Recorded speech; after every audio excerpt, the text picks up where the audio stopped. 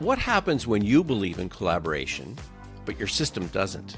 Hi there, I'm Stan Baker, along with Shelley Steele and Steve Young, co-hosts of this podcast, Circle Forum. We're retired educators who worked at adjacent school boards in Ontario, and now we're focusing on coaching principles in restorative practices. Our guest again this week is Jessica Leese, Deputy Head Teacher of Teaching and Learning, Cairo English School, and she explores that very tension in this conversation about creating cultural change from the middle. This episode is brought to you by Collaborative Leadership in Schools. It's not just a feel-good approach.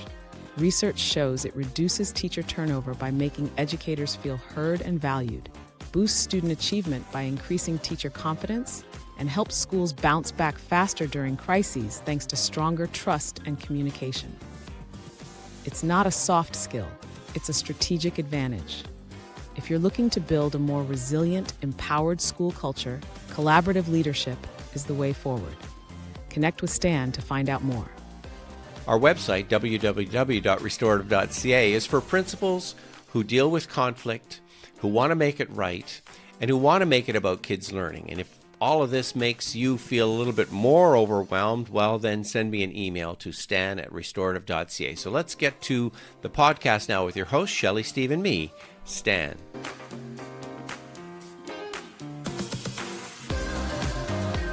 We mentioned that, and we insist on that with our students, right? That they learn from their mistakes. Yet as adults, we're resistant to the fact that we make mistakes and that we learn from them.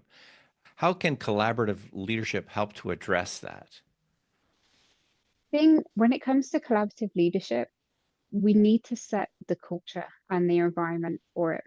And in my experience, my old school, I think, had this. We were very collaborative with one another, whether it was leadership, students, or other members of staff. Students had a voice, parents had a voice.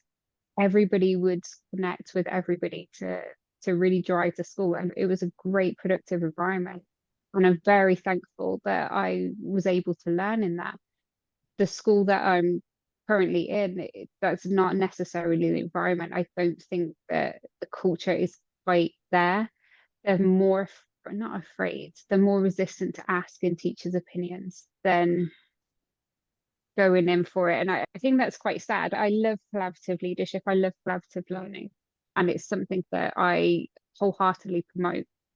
But when there's that much resistance to it, it really does limit what you can do. So I think as leaders, higher up leaders, I'm only at deputy level. There's a few layers that are above me. If that's an approach that you want your school to have, then you need to set the conditions for that to be a possibility. You need to be open to criticism. You need to be open to a different way. And I push it in small ways. I think we had a homework policy. Now, obviously, we're a private school in an international setting where we are a private school.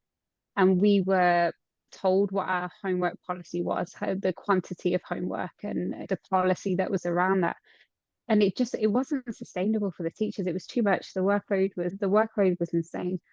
On the first year, because homework comes under my role, although I couldn't create the parameters of the homework, I had to be the one that monitored and evaluated homework. And I was watching for a year. I watched it really grate on teachers and really increase their workloads for no reason. There was no value in what we were doing. And I sat back and I was like, if I was at my old school, what would we do? And I got the middle leaders together. I got the heads of departments together. And we had a conversation instead, rather than me saying to them, this is what you're going to do, and this is what needs to be done, which didn't work. They didn't do it. They didn't want to do it. And I understood it was difficult. Instead, I had the conversation of, these are the parameters, and I wrote them up on the board. I'm like, this is what we're working with. This is what we need to achieve. And I was like, now you're the leaders of your department. You know your departments better than I do. You know your staff better than I do. Tell me how you could achieve this and make it work. And they went away for a little bit of time and then they come back and they was like, does it have to be one approach? No. Do whatever you want to do within your department, but just let me know. And then they came back and we sat down, we had a conversation. We had the head of English, she came to me, she was like, we're going to do this and this. Like, why are you doing that? Because of, and then she'll tell me why. She'll say it gives the students what they need. It's meaningful. but also doesn't significantly increase teacher workload because it was self-marking. It was using platforms like Century Tech or GCSE Card. I'm like, okay, that works. And it was the same with the maths departments and science and for the French department. And instead we sat and had conversations. And I think that's what we need to do more of. So how do you get leaders? Because you mentioned you're at a leadership level and you said there are a couple levels above me, right? So it's a hierarchical Mhm. structure. How can you promote the kinds of conversations that you talked about? Because that sounds fantastic. How can you promote those kinds of conversations inside a structure that's very hierarchical?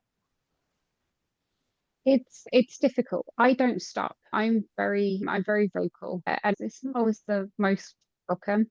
And I'll give you I'll give you an example. We had our half term in February. Now, half term is normally a week. We have a week half term, but for the last couple of years, it's only been a few days. It's been 2 or 3 days, and teachers are burnt out. And by the time they come back from that half term, they don't feel any better. It doesn't feel like you've had a break. So one of the things that we raised was let's increase this half term to a week. Okay, but where are we going to buy? The conversation then become where are we going to buy those 3 days from? Because we're not just going to cut 3 days out of the school year. Where are we going to get these 3 days from? And one of the things we brought forward was okay, we're going to shorten Christmas break. We get to have a longer Christmas break because we have Coptic Christmas here on the 7th of January. So that means the earliest we go back is the 8th of January, and we break up obviously before Christmas Day. We knew that wasn't going to be popular. There was a couple of different calendars for the next academic year that was floating around, and my suggestion was, why don't we put it to the teachers? Because it's the teachers that we're doing this for. So why don't we send out both calendars and let the teachers decide, and then whatever their decision is, that's the calendar that we will go with.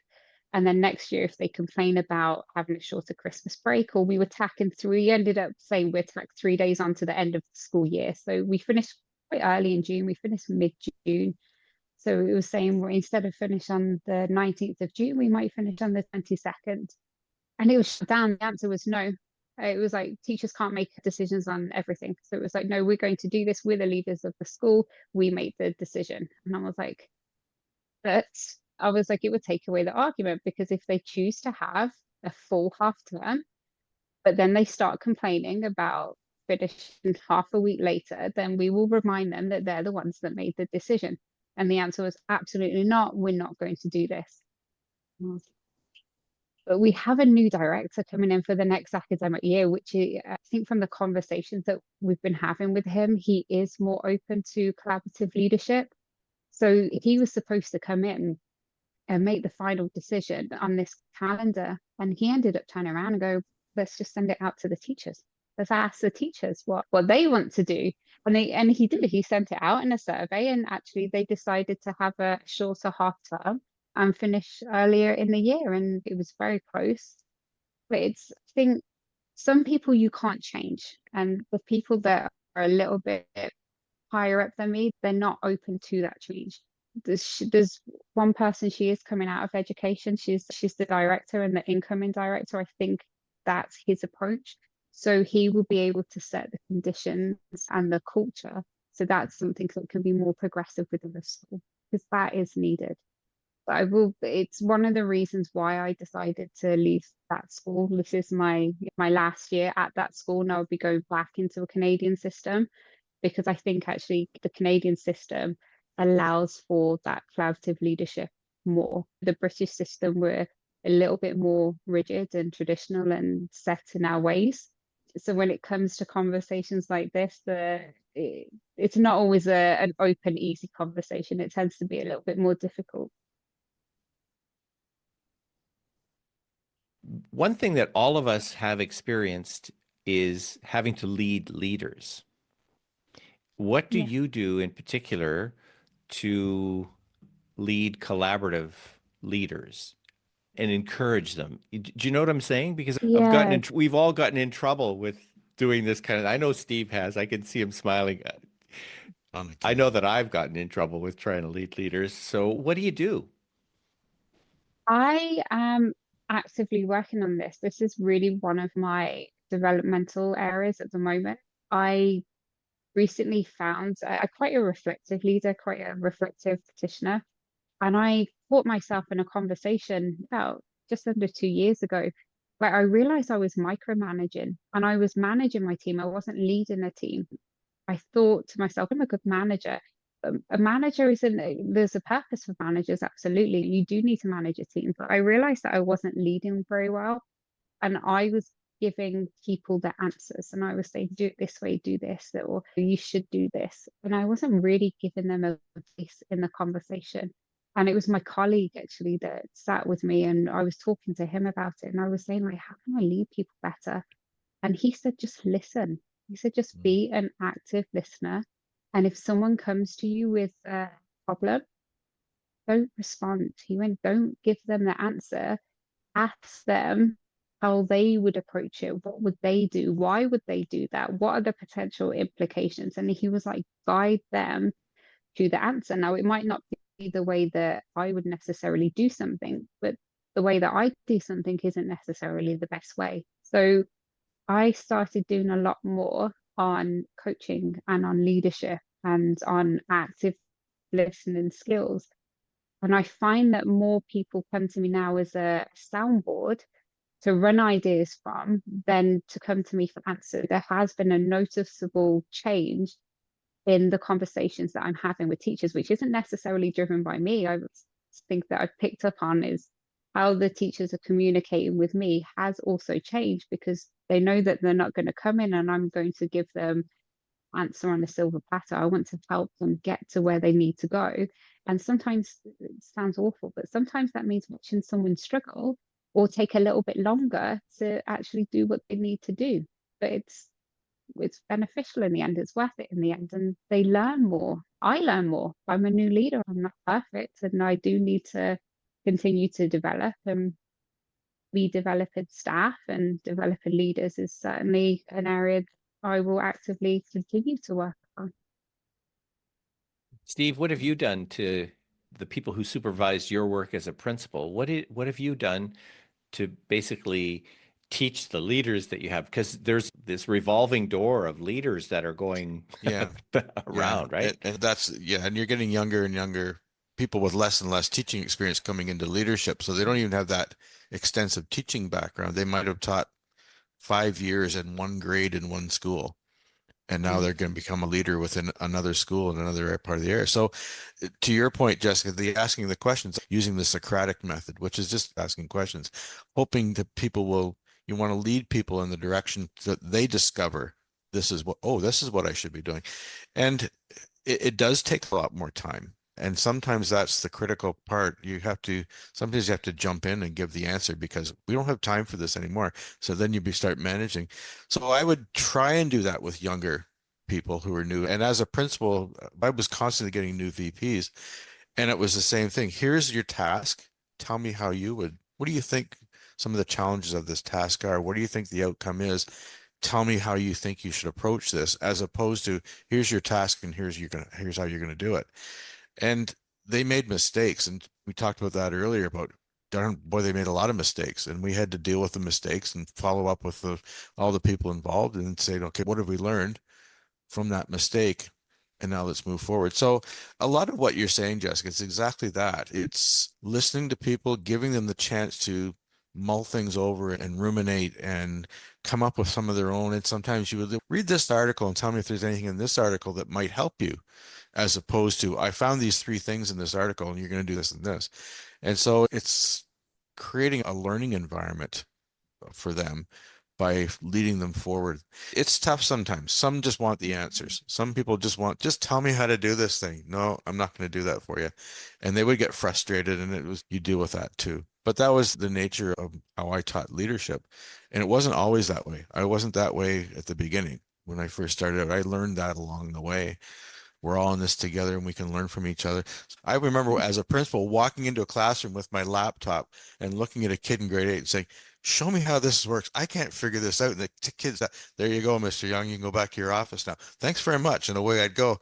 And the teacher's looking at me like, what are you doing? I know they can do it. I couldn't figure out how to get past a certain point. But yeah, I always subscribe to the theory that you use all the brains you have and all that you can borrow. And I would try to Mhm. borrow as many as I could. And it's the same with teaching leadership too. A lot of young leaders would come in and they knew way more about leadership theory than I could remember, because they'd read all the books and they'd done all the studies. And I said, "Oh, well, okay, go ahead, try it. Tell me how it goes." I think what you mentioned, Jessica, is it really does start with the individual leader and Yeah. self-awareness. You said, I'm not good at maths. Okay. People can't be good at everything. And so Mm. knowing what you're good at, but also what you need to work at. And then I loved what you said. I talked to a colleague, a trusted colleague, and said, Mhm. here's the problem that I'm having. I feel like I'm managing, not leading. And then you got some really, really good feedback. Don't give them answers all Yeah. the time, Jessica. Just listen. 100%. I think I've been very lucky in my career. I've worked with and for some amazing people. The principal, Derek, the guy that brought us over to Egypt, I have no idea why he hired us, because we knew nothing about the Ontario system. And I think I mentioned this to you before. We ended up living in the same building as him. So he took the rooftop apartment and we had the apartment underneath him. And he just spent so much time, his own time, sitting and going through everything with us and really breaking down how the curriculum works. But then as a principal, he would also sit there and go, you know what, I'm dyslexic. So when he was writing the newsletter for school, he would send it to his wife, who was an English teacher, and she would proofread it for him and correct his mistakes. And I think he would admit to not being able to do something. And I respected that so much, because I was like, he's not perfect. He has flaws too. So when I went to my school, my current school, I had a really awful imposter syndrome. And I was like, I cannot show any flaws. I cannot show any mistakes. Like, I can't do anything. And I was very lucky that because I was doing a senior leadership qualification, I was assigned a coach. I had a coach through that. And it was conversations with her as well. And I was saying to her, like, I don't like how I've done something. It wasn't a good way of doing it. And she would sit and go, okay, how could you do this better? And I think the way that she led conversations with me and helped me get to those answers, I was like, oh, okay, that's really cool. I really like the way that we're having that conversation. I like the outcome of what this conversation's leading to. And it started with me being more open and me saying, hey, I don't know. And there has been times, like Steve was saying, I've been in a classroom and I've said to the kids, I don't know how to use a smartboard. Like, how am I doing this? Or what am I doing? The kids would just laugh and come up and show me. And I'm like, oh, well, you're younger than me. It's silly little things like that. Collaborative leadership was the way I always approach things too. We called it distributed leadership. It has other names, but essentially it's the same concept of using the people you've got to help you in that leadership role, not just assuming that you had all the answers. And I really appreciate that, Jessica, that's what you're attempting to do, and that's what you are doing, and that you recognize at times maybe you weren't doing that. And so that's the self-reflection piece. There'll be something other grand and glorious and new coming along, and you'll have to lead your staff through that change as well. And so I appreciate the way you're doing it, because people, as one of the things we talk about in restorative practice, is something called fair process. And fair process is about change. It's about including those people for whom the change is affecting in some of those decisions around that change. And then they're more likely to embrace that change if they're part of that process, as opposed to just simply being told, this is the change and this is what you're doing. And so from our restorative standpoint, we see collaborative leadership as a fair process.